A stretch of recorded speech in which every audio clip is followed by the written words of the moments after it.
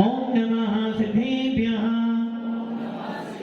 ओम नमः सिद्धेभ्यः यदरिचा भावेन प्रमुदितमनादरे दुर्यः छदाकाशित सर्गे गुणगणितमध्या सजनिधि लभन्ते सद्भक्त्या शिव सुख समाज किम तदा महावीर स्वामी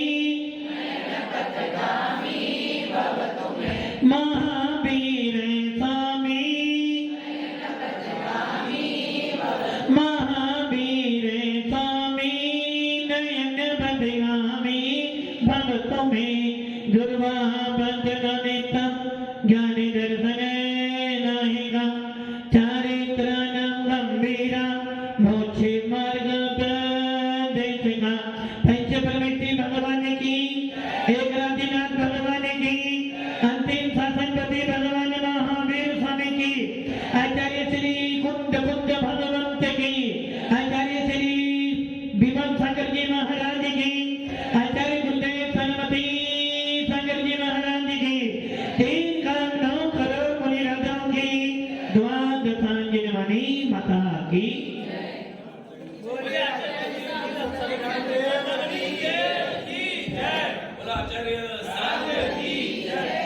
भव्य आत्मा भगवान महावीर जिनके पावन शासन में हम सब लोग अपने जीवन की यात्रा चला रहे हैं और भव्य आत्माओं भगवान महावीर का नाम स्मरण करने मात्र से लगता है कि कहीं ना कहीं जिन शासन आज भी जीवंत है।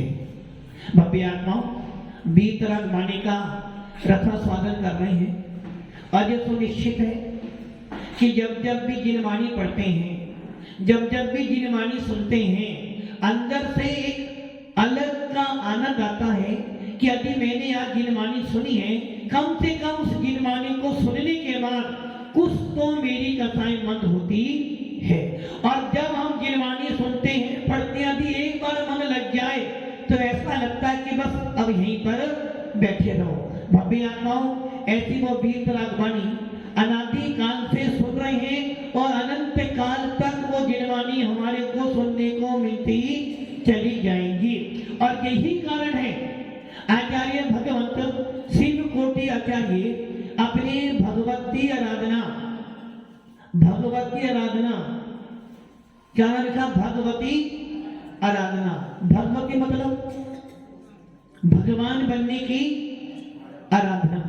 भगवती जो भगवान बनाती है जो आपको परमात्मा बनाती है उसे कहते हैं भगवती। और बनाता कौन है? जो भगवान बनने की साधना करता है जो भगवान बनने का पुरुषार्थ करता है उसे कहते हैं आराधना। क्या नाम हो गया? भगवती आराधना था। सीए बनने के लिए कलेक्टर बनने के लिए नेता बनने के लिए उद्यम करते हो पुरुषार्थ करते हो किंतु भगवान महावीर का शासन कह रहा भैया सीए बन जाना कलेक्टर बन जाना पीएम बन जाना सीएम बन जाना ये सारे पद छोड़ने के बाद जो अंतिम यात्रा की जाती है उसे कहते हैं भगवती आराधना। भगवान बनने के लिए जो साधना की जाती है समाधि मरण करने के लिए जो पुरुषार्थ किया जाता है ऐसी उस भगवती आराधना को करने वाले जीव मुमुक्षु कहे जाते हैं। हमारे जैन शासन में 2 शास्त्र कीर्ति जी सोना और चांदी दोनों मिल जाए तो क्या हो जाता है? पवन जी बता रहे। हाँ पवन जी रूप परिवर्तन हो जाता है। सोने का रूप चांदी में मिल जाने से दोनों में थोड़ी सी मिलावट आ जाती है और इस मिलावट को दूर करने के लिए ही आप सोना अलग करते हो चांदी को अलग करते हो। किसमें? पहले उसको धोनी में तपाते हो और तपाने के बाद कूटते हो, कूटने के बाद उसकी परख करते हो और उसके बाद उसको एसिड में डालकर उसको सोना बना के अलग अलग कर दे। तो वैसे ही भगवान महावीर का शासन कह रहा है आपकी आत्मा और शरीर दोनों मिल गए हैं, आत्मा और शरीर दोनों मिल गई हैं। आत्मा और शरीर अलग अलग नहीं हो पा रही है, और जिनकी आत्मा शरीर अलग हो जाती है उन्हें हम भगवती आराधना करने वाले भगवान कहते हैं। सिद्ध भगवान ने अपना शरीर अलग किया, आत्मा अलग करी। सिद्धों के पास कोई शरीर नहीं है, फिर भी वहां पर कौन सा शरीर है? ज्ञान शरीरी त्रिविध कर्म मल वर्जित सिद्ध महंता। जिनके पास ज्ञान रूपी शरीर है, ऐसे सिद्ध भगवान सिद्धालय में विराजमान है। आचार्य भगवत शिव कोटि कह रहे हैं भगवती आराधना। यदि भगवान बनना चाहता है तो तेरे को भगवती आराधना करनी पड़ेगी। और आचार्य कुंदकुंद स्वामी कह रहे हैं, आचार्य बटके स्वामी कह रहे हैं भगवती आराधना करने से पहले, भगवती आराधना करने से पहले तेरे को पढ़ाई करनी पड़ेगी। जिस प्रकार एक अच्छी सर्विस प्राप्त करने के लिए पहले पढ़ना पड़ता है, और अच्छी सर्विस करने के बाद किसको ढूंढते हो? किसको? अच्छी सर्विस करने के बाद किसको ढूंढते हो? डॉक्टर साहब किसको? गाड़ी, लाड़ी को। वैसे ही आचार्य कुंदकुंद स्वामी कह रहे हैं यदि तुझे मोक्ष रूपी स्त्री प्राप्त करनी है तो भगवती आराधना करनी पड़ेगी। किंतु भगवती आराधना करने से पहले तेरे को, उससे पहले तेरे को अध्ययन करना पड़ेगा, अर्थात तुझे कुछ पुरुषार्थ करना पड़ेगा। वो पुरुषार्थ का नाम है मूलाचार। क्या नाम भगवान जी? जैन शासन में दो शास्त्र है, मूलाचार और भगवती आराधना। मूलाचार कहता है जीना कैसे। जीना चाहते हो, जीना चाहते हो तो क्या करना? मूलाचार पढ़ना। अब मूलाचार कहता है कैसे उठना, कैसे चलना, कैसे बैठना, कैसे बोलना, कैसे खाना, कैसे सोना, और कैसे मल मूत्र का विसर्जन करना, कैसा व्यवहार निभाना, ये सारी चर्या करता है, मूलाचार कराता है। और जिसके जीवन में मूलाचार नहीं, वो कभी मोक्ष मार्ग का निशान नहीं बन सकता है। इसलिए बटके स्वामी ने मूलाचार लिखा, जिसमें उन्होंने मुनियों के लिए आदेश दिया, महाव्रतियों के लिए आदेश दिया। आरिका हो या मुनि हो, दोनों की क्रिया में कोई अंतर। जो लोग सोचते हैं कि आरिका मुनि नहीं है, सत्य है, आरिका मुनि नहीं है। मुनि मुनि मुनि मुनि है। वो कह रहे मुनि आरिका नहीं है। भाई वो तो वैसे भी नहीं हो सकती। आरिका मुनि नहीं है, मुनि मुनि है, किंतु आरिका श्राविका नहीं, आरिका महाव्रती है। उस बटके स्वामी ने मूलाचार में लिखा कि यदि तुम महाव्रती हो, और महाव्रती कौन होते हैं? आरिका और मुनि। दोनों के मूल गुणों में अंतर है ना? उसा जी अंतर, क्यों नहीं अंतर? मुनिराज कहते हैं निर्गंथो कामा। मुनिराज निर्गंथ है, 20 तरह की है। आरिकाएं वस्त्रधारी है। मुनिराज 28 मूल गुणों में एक आता आचेलतो, आता निर्गंथ। और आरिकाएं वस्त्रधारी। तो एक मूल गुण कम हो गया। दूसरा, आरिकाएं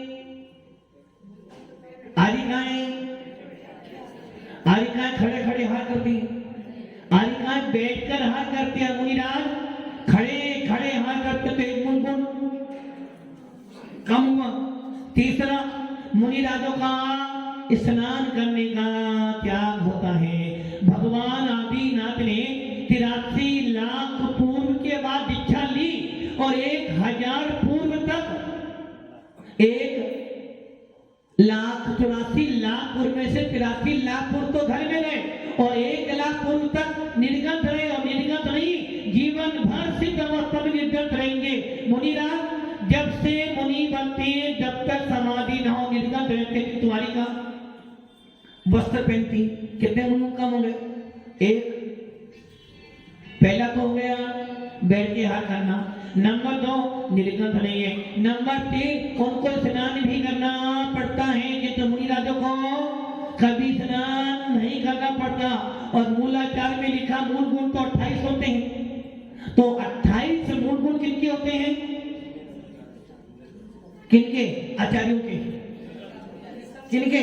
नमो लोए सभ्य साहुनम निर्गंथ मुनियों के साधु प्रवृत्ति के 28 गुण, आचार्य प्रवृत्ति के 36 गुण, उपाध्याय के 25 गुण, अनंतों के 46 गुण और सिद्धों के 8 गुण, आरिकाओं के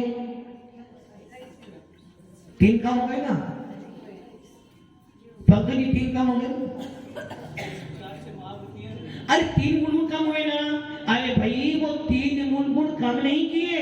भगवान का आदेश है कि हमारे शासन में, भगवान महावीर के शासन में स्त्रियों को निर्गंथ वेश नहीं मिलता है, इसलिए उनको वस्त्र एक साड़ी तो पहननी पड़ेगी। इसलिए मूल गुण के आदेश से आदेश आज्ञा है, आदेश तुम्हें पालन करना ही पड़ेगा। नंबर 2 जैन शासन में निर्गंथ मुनि के अलावा कोई खड़े खड़े हार नहीं कर सकता, इसलिए हरिकाओं को बैठकर ही हार करना पड़ेगा। आदेश और आदेश तो मानना पड़ेगा। नंबर 3 स्नान की बात रही।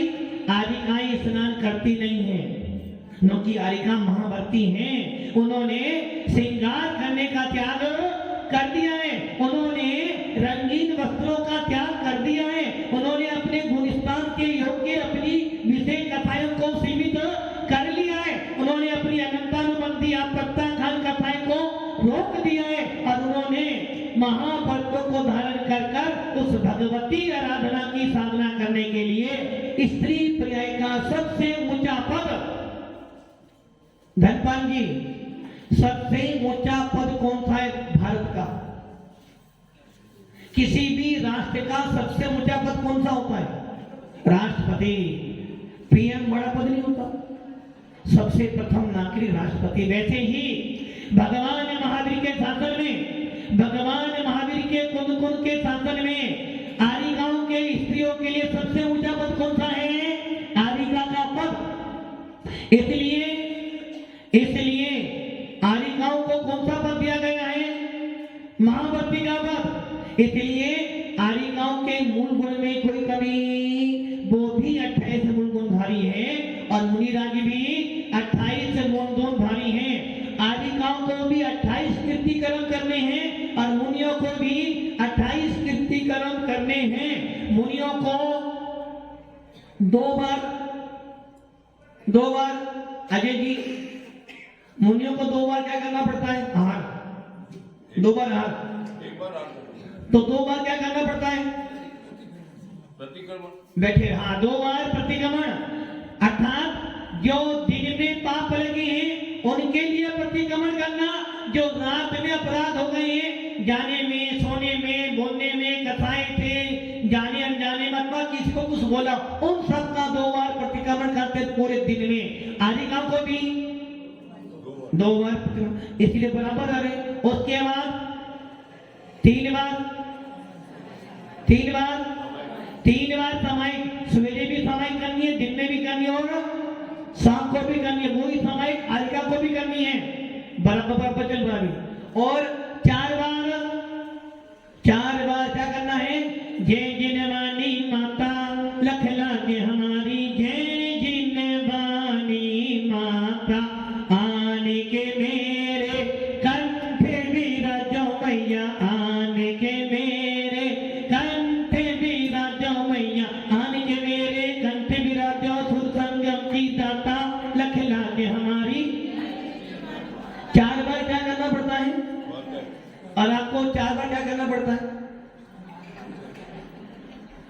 हाँ मिलिस भैया, 4 बार क्या करना पड़ता है? 4 बार पेट पूजा, 4 बार पेट पूजा और 4 बार सवेरे टी चाहिए, दिन में चाहिए और रात में भी। मुनियों को 4 बार स्वाध्याय करना है, पौर्वाणिक, अपराह्निक, पूर्व रात्रि रात्रि और अपर रात्रि, आरिका को भी 4 बार स्वाध्याय करना पड़ेगा। उसके बाद जब रात्रि हो जाए और आपको विश्राम करने के लिए समय मिले तो क्या करना आपको? अब आपको नियम करना है। जब लग रहा है, अपन जब घर में रहते ना भूरी बाई जी, जब घर में रहते तो क्या करते थे? रात में सोने से पहले 9 बार नमोकार मंत्र पढ़ते थे। अब मेरा चारों प्रकार के हर पानी का शाम को, अभी हमें 6 बजे भोजन कर लिया है, अब सूर्य अस्त हो चुका, रात होने वाली है। अब मेरा सवेरे सूर्य उदय तक चारों प्रकार के हर पानी का त्याग। और जब रात में विश्राम करते हो तो नियम करते हो, भैया अब यहाँ से बाहर जाने वाला नहीं हो। वैसे ही आचार्य कौन स्वामी बटकेर स्वामी कह रहे हैं, महाव्रतियों को, त्यागी व्रतियों को, छुल्लर छुल्लिकाओं को क्या करना चाहिए? जब रात हो जाए, जब आप अपनी समाई कर लो तो समाई करने से बाद या पूर्व पहले ही शाम की समाई करने से पूर्व अथवा बाद में नियम कर लो कि अब मैं रात्रि योग प्रतिष्ठापना कर रहा था। अब मैं जिस स्थान पर बैठा हूं उस स्थान से कहीं जाने वाला, यदि मृत्यु भी आ जाए तो मैं ये स्थान छोड़ने वाला। किंतु यदि मेरे को लघु शंका दीर्घ शंका जाना पड़ा, उसकी छूट रखता हूं। यदि मेरे संग में, मेरे परिवार में, परिवार मतलब पवन जी, परिवार मतलब परिवार, माता पिता भाई बंधु नहीं, जिस संग में रहना वो मेरा परिवार है। यदि उस परिवार पर, उस संग पर कोई आपत्ति आती है, कोई उपसर्ग आता है, अथवा समाज में कोई विद्रोह होता है, या जिन मंदिर में कोई आपत्ति आती है, तो मैं उसके लिए अपना स्थान छोड़कर जा सकता हूँ। इसके अलावा कहीं भी जाने वाला, इसे कहते हैं रात्रि योग प्रतिष्ठापना। अब मैं रात्रि में व्यर्थ में इधर उधर नहीं जाऊंगा।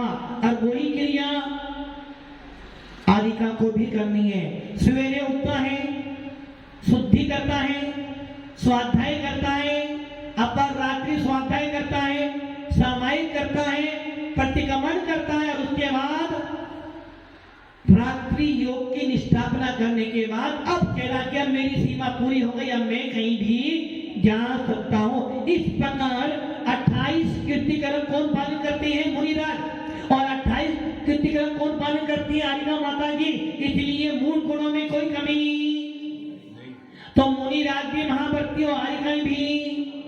किंतु फिर भी वरुण भैया,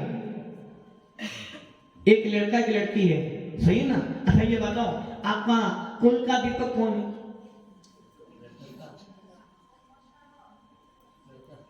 बोल मत देना, जीएसटी लग जाएगी। भारत में लड़का लड़की दोनों समान अधिकार के।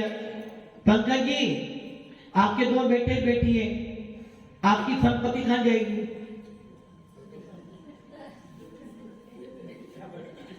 संपत्ति कहां जाएगी? बेटी के बाद बेटे के पास? नहीं, तीनों को नहीं जाएगी। अच्छा, नया अंग बना की बेटी भी बराबर की हिस्सेदारी है, और हमारे पास कुछ आएगा? अच्छा, वो कह रहे महाराज नश्वर संपत्ति बेटों के लिए है, चेतन संपत्ति आपके लिए। भव्य आत्माओं, घर का दीपक कौन होता है? घर में भले 1000 बेटियां हो, बेटी हर दुख सुख में साथ है, किंतु बेटी का नाम कभी भी। कुल का दीपक कौन है? बेटा। भले बेटा डंडे मारे, हाँ बलबली की, भली बेटा डंडे भी मारे, किंतु फिर भी नाम तो बेटे। बैठे ही आचार्य कौन स्वामी भी कह रही है, भली यारिका महाव्रती है, भली यारिका है, 28 गुण पालन कर रही है, 28 कीर्तिक्रम पालन कर रही, किंतु भव्य आत्माओं, नमो लोए संवे साहुणम, इस मंत्र में कौन आएगा? नमो लोए संवे साहुणम, इसमें कौन आएगा? कौन? नमो अरिहंताणम में सारे अरहंत आ गए, भले वो भरत क्षेत्र के हो, विदेश क्षेत्र के हो, या जम्बूद्वीप के हो। नमो सिद्धाणम में अनंत सिद्ध भगवान आ गए। नमो आईरियाणम में कौन आ गए? सारे आचार्य भगवान, कौन से आचार्य भगवान? निर्गत आचार्य भगवान। और नमो उपाध्याय में सारे निर्गत उपाध्याय परमेष्ठी।